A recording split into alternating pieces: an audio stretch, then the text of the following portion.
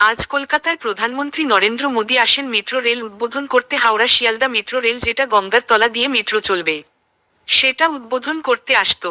তাই মোদী ভক্তরা গোটা শহর, গোটা কলকাতা বাংলাকে মোদীময় করে তুলেছে।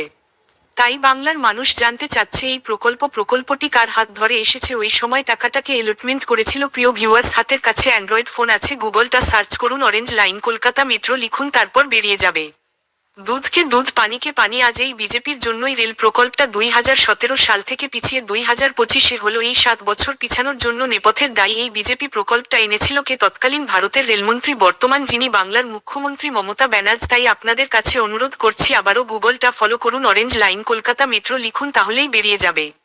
আসল সত্যটা, 2014 সালে মোদী কেন্দ্রে রাজত্ব করছে, 2025 পর্যন্ত মমতা ব্যানার্জি যে প্রকল্পের টাকাটা স্যাংশন করেছিল 2017-এ উদ্বোধন করার কথা ছিল, শুধু বাংলাকে বঞ্চনা, বাংলাকে অবজ্ঞা, বাংলার প্রতি বৈমাত্র সুলভ ব্যবহার করছে এই বিজেপি সরকার।